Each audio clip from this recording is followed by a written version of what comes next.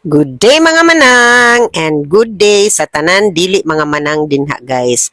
So for today's video vlog is ako ni siyang i-share sa inyo ang akong side hustle or sideline baka sa ato ang normal nga mga language sideline kung unsay akong gabuhaton guys kung hinay ang trabaho or pag na ako'y time akong i-share sa inyo karon nga video. Day mga mga manang, today is a Saturday and we are going to Cagayan de Oro City kay kabalo mo guys, hinay among trabaho karon so kailangan mo lihok-lihok sa tapag may time kay aron gyud maka extra income ta ana magyud ta guys no mo diskarte gyud ta kay na bete mga estudyante. So karon guys is magkuha kog bago na bill and going pa mi dito sa kuan kanang bulwa man ko gakuha sa mga supplier nako no. So wadto ko dito karon guys kay hapon naman so mo pay pag off ni Alanax. So moadto mi dito dili man kay dinagan ako guys ginagmay ra dayon hinahinay lang ba madakadas magunya ta. So adto mi dito guys karon and going pa mi ni break.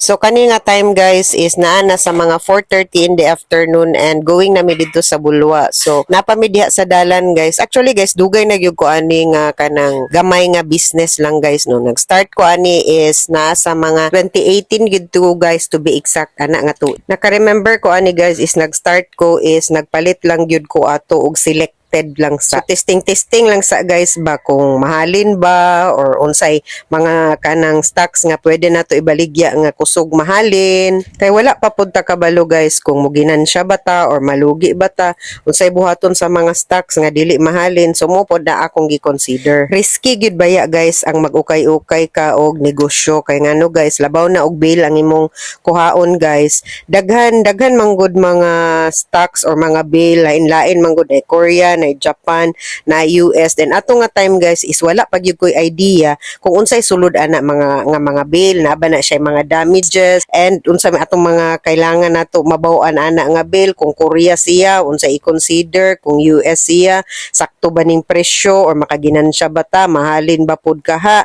So daghan jud kay i-consider guys before ka sugod ani nga business. So isa gid sa factor nga imong i-consider dapat guys is ang imong prices is competitive ba sa market. So pasabot na ako competitive kanang magkuan kag kanang baligya ka sa imong prices pareha-pareha ra ba sa uban pod nga nang maligya no.